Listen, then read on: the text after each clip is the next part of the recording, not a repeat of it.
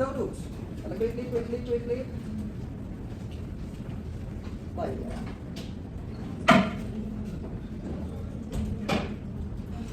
Okay, everyone. So chapter 5 talks about loops. The concept here is not new at all. Just some structures are a bit new. يعني مثلا in Java we have while, we have for. For is written a bit differently compared to Python. But then we also have مثلا do while. Okay, do while is kind of new in Java. Like, so loops, motivations here. Suppose you need to print the string, for example, welcome to Java 100 times. It would be, of course, tedious to have to write the following statement 100 times. So how do you solve this problem? How? You need to create a loop. Very good. And the loop will loop for how many times in this case? 100 times. Here we go. So if we don't know about loops, we would have to do this. Basically rewrite the same statement 100 times. What is this? What kind of loop is this? While loop. Very well. This is a very simple example of a while loop. Okay? Right. Before you go inside the while loop, you need to initialize the counter for the while loop before. We did this in Python. We always do this, of course, yeah. Then while, whatever it is, where is it here? It's count. Count is less than 100. Then you do whatever you need to do. Here we are printing welcome to Java. So, again, notice, the condition is between parentheses, just like with an F statement. When you open the block for the while loop, we use braces. Here we go. It's the same syntax. It's the same syntax in Java for any structure. Now we know this. So what will the while loop do? It will print welcome to Java. Fine. Again, remember, just like back in Python, you need to make sure that the loop actually ends. Yeah? It does not become an infinite loop. That's why we have to do something to the counter here. So here, what did we do to it? Incremental, very good. Count plus. This will make sure that the value of count will actually reach 100 so that we can exit the loop. That's it. As simple as this. We will look just at different examples now. Fine. So here we go. This is the flow chart for a loop. Again, the syntax. While, between parentheses, you put the condition. And it can be a simple condition, a simple Boolean expression. It can be a complex Boolean expression where you are using logical operators. It can be whatever you need it to be here. As long as this is true, this will repeat. You just have to make sure that inside the loop body, something will make the loop exit. That's the only thing that you need to make sure of. Like, tracing very quickly. So you initialize count. Here we go. Is count less than 2? Yes. Go ahead. Welcome to Java. Now count is 1. Go back. Is 1 less than 2? Yes. Go ahead. Print welcome to Java. Now count is 2. Is 2 less than 2? No. You exit. That's it. But yeah, look at this here. Remember the simple addition quiz that we did for the first grader, where we generate 2 numbers and then I ask them, generate 2 numbers that are less than 10. And then I ask them, what is this plus this? Yeah, and then I tell them whether they got it correctly or not. Fine. Now here we are making some minor changes to it. So this program gives prompts the user to enter an answer for a question on addition of 2 single digits. Using a loop, you can now rewrite the program to let the user enter a new answer until it is correct. So we will never exit the loop until the answer is actually correct. How? Okay, let's look at this.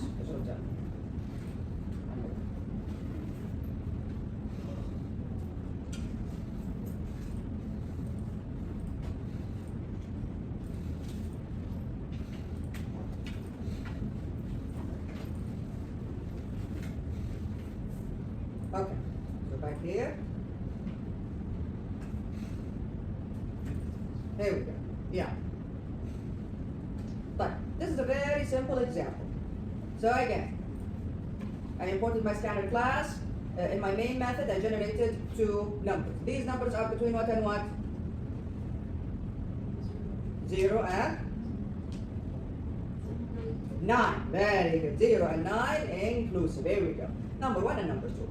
Create my scanner object. Yeah, I ask the user, what is number 1 plus number 2? I read the answer. Input.next and I put it in answer. Here we go. This is the loop. As long as the actual addition of the 2 numbers is not equal to the answer, as long as the answer is incorrect, meaning, I tell the user, wrong answer, try again. What is, and I try it again. And I read the answer again. I keep doing this. Of course, if you don't read the answer again, this will become, what kind of loop? An infinite loop. Very good. You read the answer again, you check again. Is it correct? No, it's not. Is it correct? No, it's not. You keep doing that until the user actually gets it right. As soon as the user gets it right, so this becomes false, you exit the loop, you got it. Questions here? Questions, everyone? Questions? Fine. Okay.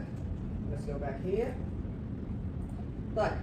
Yeah, another example. Write a program that randomly generates an integer between 0 and 100. Type then what? Inclusive. We want 100. How do we do this? Very good, 101. Excellent. So math.random times 101.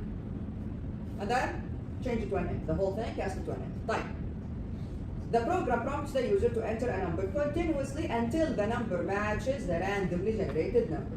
So again, I generate a random number, I keep asking the user. We never exit the loop until the user gets it correctly. For each user input, the program tells the user whether the input is too low. Oh, okay, here we go. Here we are helping the user out. For each user input, we check. Is it less than, greater than? If it doesn't match, is it less than the number or greater than the number? So the user can choose the next input intelligently. Basically, we are giving hints to the user. Fine. Now here we have the example or this program without a loop, meaning we ask the user only one time. Okay, this is a very simple example. You can look at it on your own. But here we are actually using a loop. Fine. So let's look at it. Okay. Here we go. Again, I imported scanner class, and then inside my main method, here we go. I generated a random number between mean and mean. Look at it. Between what and what? 0 and 100. Very good. Between 0 and 100. Right.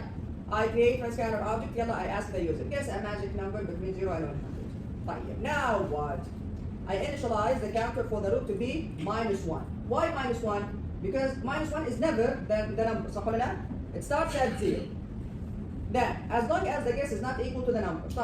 At the beginning, guess is -1. So -1 is definitely not equal to the number that was generated because it is at least 0. We go ahead, yeah, we ask the user, enter your guess. What is your guess? I read the guess from the user. Now, I check. If the guess double equals the number, خلاص, yes, the number is whatever number you guessed. And then I will exit the if statement here. I go back. Is guess it's equal. Is it not equal? No, false. We'll exit. Fine. If it's not equal, if it's greater than the number, I tell the user your guess is too high. Then I go back. It's still not equal. I ask them to enter the guess again, and I read it again, and I check again. And here we go. It goes on until what? Until the user actually guesses the number. Now you can do this in other ways, by the way. This is not the only way to do this. You can, for example, instead of doing it this way, you can ask the user for the guess before going into the while loop. Okay? Yeah, it depends. It's up to you. It's up to you. This is only one way of doing it. Understand, everyone? Yes? Any questions about this? Is this clear? Is it clear? So I keep asking the user, and then I check. I give them a hint if their guess is larger than, is less than, or greater than the number. And I keep doing this as long as the guess and the number are not equal to each other. As soon as the number is equal to the guess, I'm going to exit. Questions? Questions? Fine. Alright, let's see if we have. Okay, now remember the subtraction quiz where we asked the first grader to subtract two integers. Yeah? Alright, so this is a little bit advanced. The math subtraction learning tool program generates just one question for each run. This was the program from, I don't remember, was it chapter 3? I don't remember. But you can use a loop to generate questions repeatedly. Now in this example gives a program that generates 5 questions. And then it will tell the user how many of those 5 questions they got correctly. And not only that, it will also tell the user how much time they spent on solving these questions, the total time. Right? Now it's a bit long, but again the concept is clear. It's exactly the same concept. So make sure to study this. This is a very good example. This actually makes sense. And this is it's not that the others don't make sense. This is a very good example in where it can be used in real life scenarios. Okay? So make sure to study this. So thank everyone. Right. What else? Ending a loop with a sentinel value. Remember a sentinel? What does sentinel mean? How did we end the loop with a sentinel value back in Python? Doesn't have to be -1. It can be anything. Very good. So I keep reading values until a specific value exits the loop. Why? Because a lot of the times I don't really know how many times I need to repeat the loop for. So often the number of times the loop is executed is not predetermined. You may use an input value to signify the end of the loop. Yeah, for example, I ask the user, let's say مثلا, I create a program to calculate the total of a series of numbers from the user. So the user keeps inputting numbers, one number after a time. I tell the user, keep entering the numbers until you enter 0. When you enter 0, خلاص, I stop. Here we go. 0 here is the sentinel value. Sentinel value means it will end the loop. طيب. So such a value is known as a sentinel value. So write a program that reads and calculates the sum of an unspecified number of integers. I don't know how many numbers the user wants to calculate the total for. The input 0 signifies the end of the loop. Does it always have to be 0? No. Again, this depends on the problem that you're trying to solve. It depends. What exactly are you doing? But let's look at it again. This is a simple one. We looked at it. We had the same example in Python. Here it is. Right. So again, I imported my scanner class. In my class, in my main method, I created the scanner object. Here it is. Yeah. Enter an integer. The input ends if it is 0. I read it. I store it in data. Right. Good. Now what? You have, what did we call this in Python? Accumulator. Very good, very good. In Java, they don't call it any. I don't know why. But yeah, let's go ahead. This is the accumulator variable. Okay, this is the accumulator. I initialize the accumulator. Yeah, as long as whatever the user entered is not 0, go ahead and add whatever the user entered to sum. Yeah, let's read the next one. Enter again. Repeat. Enter an integer. The input ends if it is 0. Read it again. Go check. Is it not 0? Add it to sum. Read again. Is it not 0? Add it to sum. Read again. 0. Exit. And here it is. The sum is whatever it is that you calculate. Okay. Questions here? Questions? Again, these examples are simple. We can generalize the examples to calculate anything. Okay? So not only, and I don't want you, I think you've learned this from SE100. You never think inside a box. There is no limits to the possibilities when you are creating a program. This program can be written in several different ways. Right. Fine. Okay, now let's look at this one here. Caution. Alright, now this is a very good tip. We already talked about this before. Remember when I told you that floating point values are not stored precisely? Remember when we talked about that? That was, I think, both chapter 1 and chapter 2, something like that.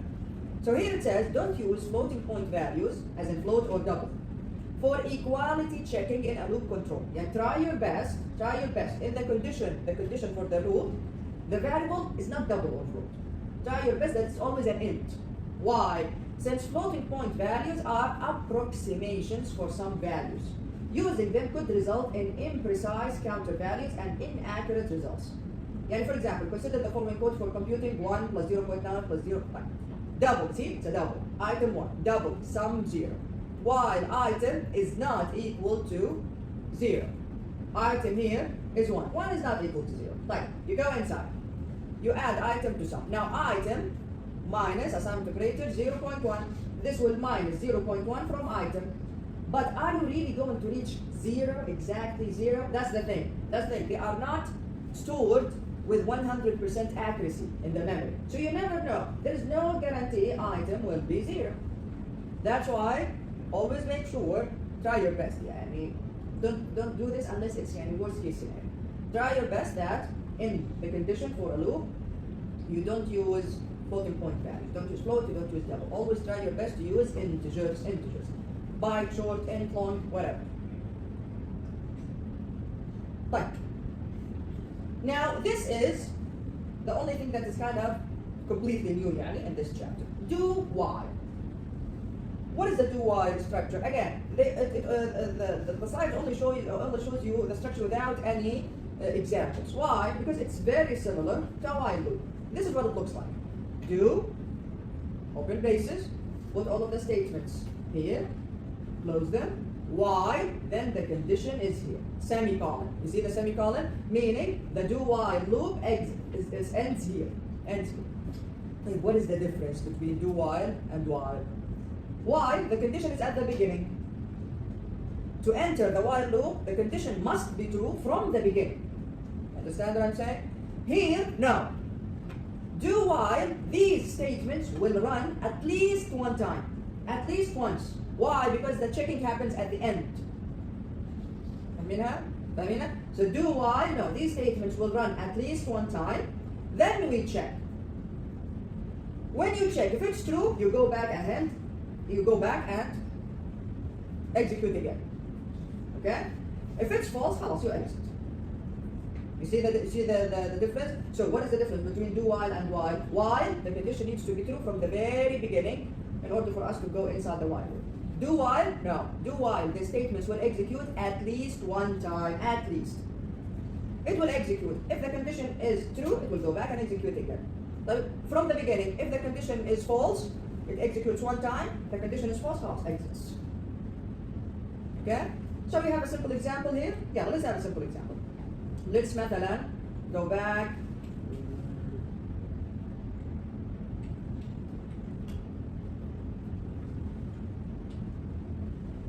Let's look at the addition quiz, this one. Okay, let's try. Let's see if we can write it using a do while loop. Alright. Here we go. Alright? I'm going to copy this. I'm going to, instead of writing it using while, I'm going to write it using do while. Alright? Yeah. We're going to copy the same name. Maybe we can change it a little bit and then create. There it is. Alright, so this is chapter 4. Okay. I'm going to create a new project very quickly. So new project, Java and Java application. Next, this is chapter 5. Alright, I don't want to create a new class. Finish. Alright, there we go. It's chapter 5, source packages, default package, right click, new, Java main class. Here it is. Repeat addition quiz using do one. There we go. Repeat addition quiz using do one. Finish. Fine. Let's remove all of this. I'm going to go back in. I'll write that for sake of myself. I'm just going to copy this from the main method. Paste it here. And don't forget to import. You know, by the way, there is a way that you don't need to import the scanner class. You know how to do it? Yeah? Since I remember yesterday actually. You know that there is a way where you don't need to import the scanner class. How? Here, when you create the object, use the entire name of the class. يعني, here you say java.util.scanner, like that.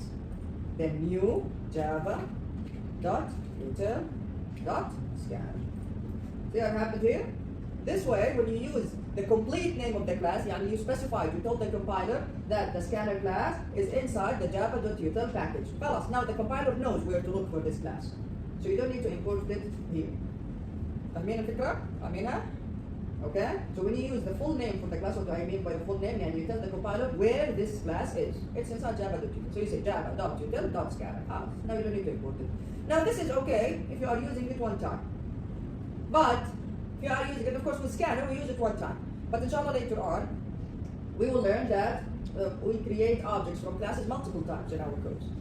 It's not a good idea to keep, rewriting the whole name for the class. So you can just import it here and then use only the name of the class in your code. Fine. Okay, so I'm going to keep it this way. Let me just fix the formatting. Fine, here we go. Alright. Yeah. So again, generate two random numbers from 0 to 9. Very good. Create a scanner object.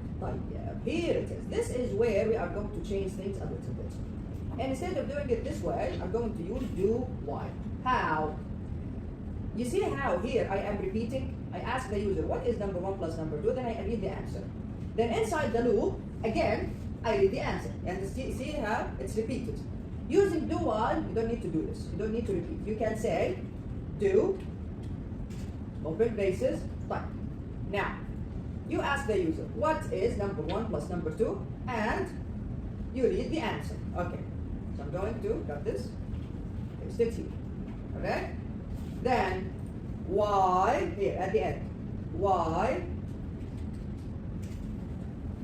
number 1 plus number 2 is not equal to answer. So you put the condition here. And of course, don't forget the semicolon at the end. Just add the space as well. And that's it. Right, so do. What is number 1 plus number 2? Int answer. Right, we need to initialize answer. We need to initialize answer beforehand. Yeah, because it cannot find simple. Yes. So int answer here. Int answer, for example, 0. Right? We cannot declare it twice. Type there. What is number 1 plus number 2? Read the answer. Then, how am I going to tell the user that they got it incorrectly? Inside here you check. Inside here you check. So you can say something like if, and then we can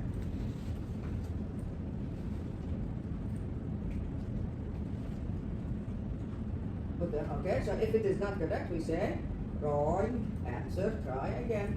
So let me just listen to that, it can be printed.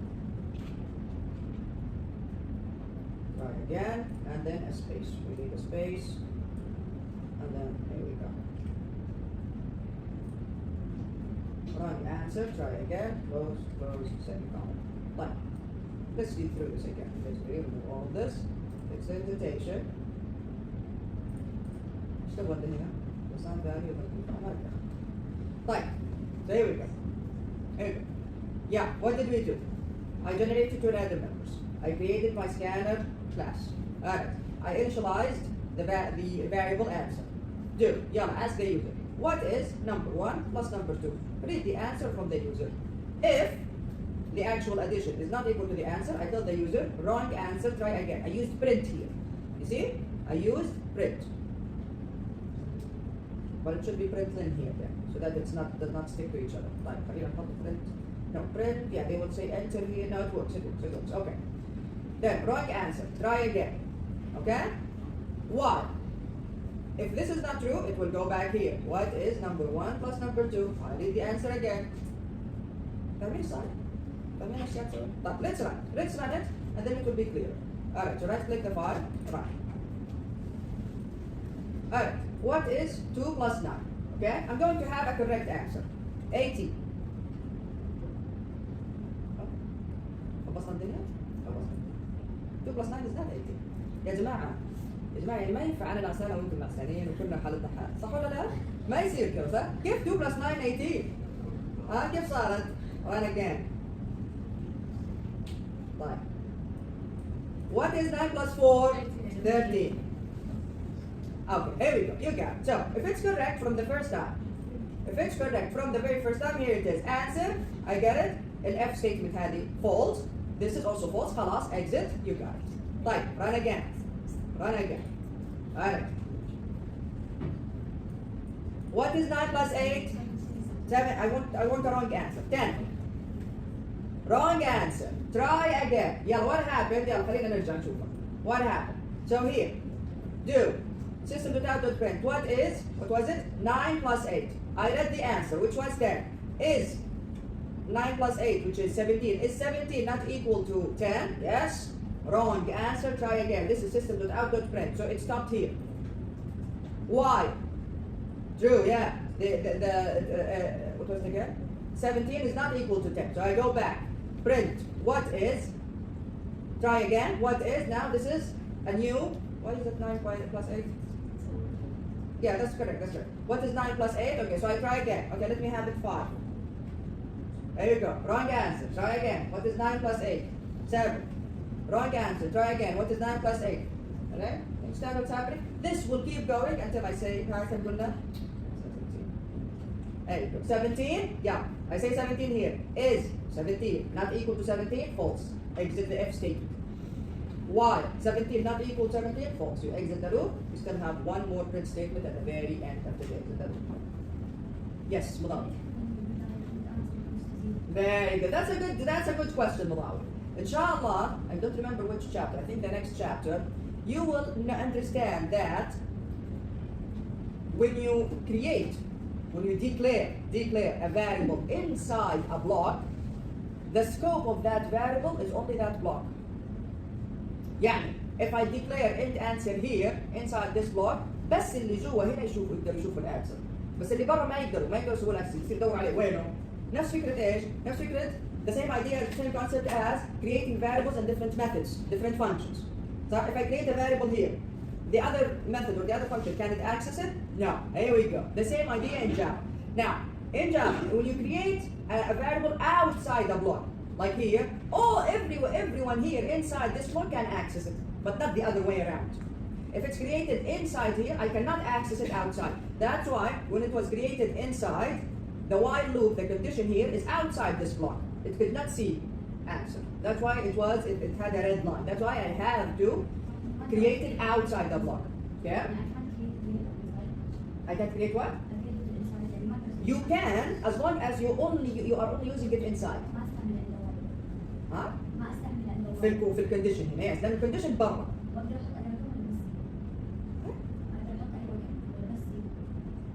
لا عادي أيوه مو مشكلة بس هي الفكرة إنه هنا ليش أنا قلت زيرو؟ ليش أنا قلت هنا زيرو؟ لأن إيش؟ ليش أنا قلت هنا ما راح تفرق تقدر تحطي أي رقم أنا ما راح تفرق بس لأن كذا ولا كذا حقرأ الفاليو see so here it doesn't matter really which number you initialize it with because if I remove this if I don't give it a value the compiler will not accept it. I won't accept it. اليوم ما طيب okay you don't have to equal you don't have to put the value why because the compiler knows that this statement here will execute anyway.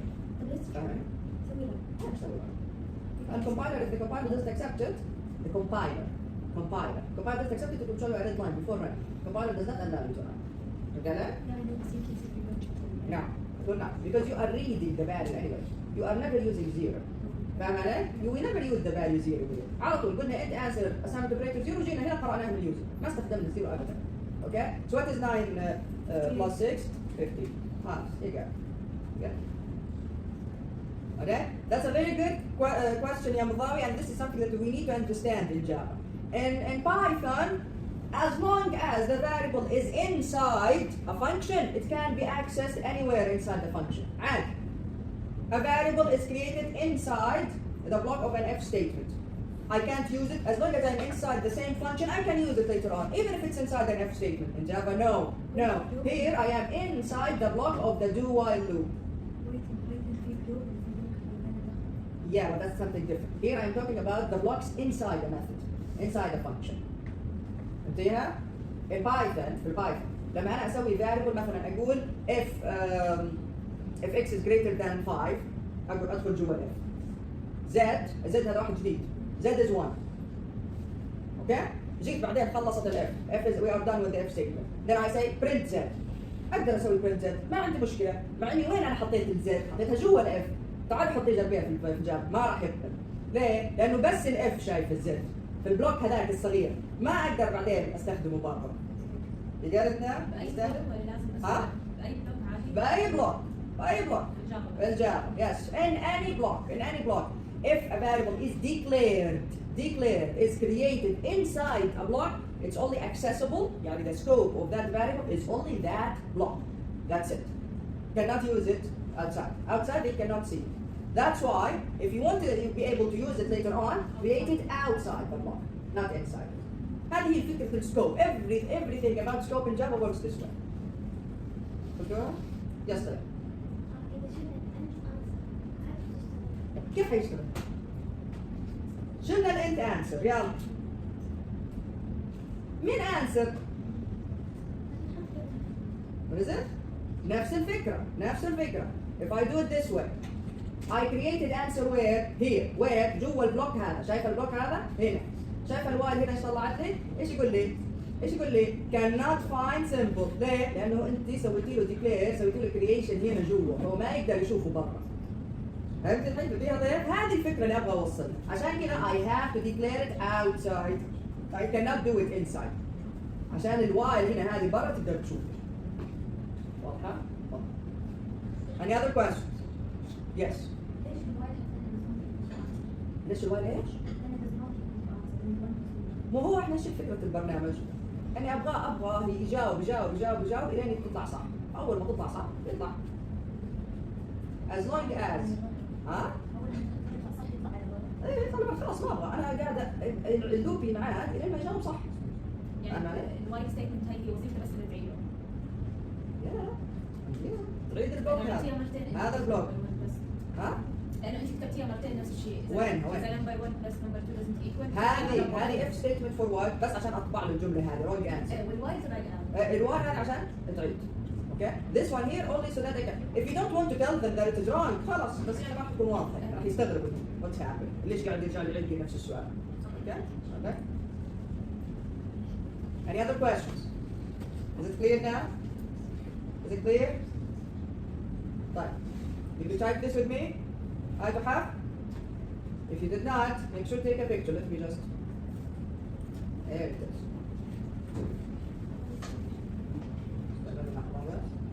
There it is. I think. هي عليها رد. عليها رد. شيء. Go. Okay.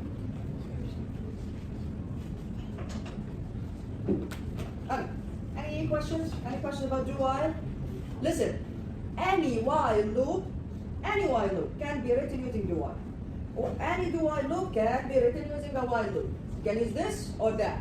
You just have to think carefully about it. Some loops is easier to be written using do while. Some loops are easier using while. So again, this depends on the problem that you're solving. Oh, very good. Now what else خلاص for do while? Okay, so let's do 4 loops inshallah next week. Did you all see the announcement about the exam? Yes. Did you all see the announcement about the assignment? Yes. Be very vigilant with the assignment, please. Okay, read the rules, name your project properly, name your Java classes properly. Don't lose marks for stupid stuff. Okay, name your files properly. You need the PDF file and the NetBeans project. Okay. Do not leave it till the last minute. I'm not going to accept anything via email. Do not, again, I told you, try your best and that's it. You will not be penalized if the answer is not correct. I told you this several times. Just try your best. Don't leave it till Tuesday. خلاص, be finished with it during the weekend. It's not going to take a lot of time. 2 hours max. Okay, everyone? طيب. The exam, inshallah, is going to be on Thursday. Everything including, is it?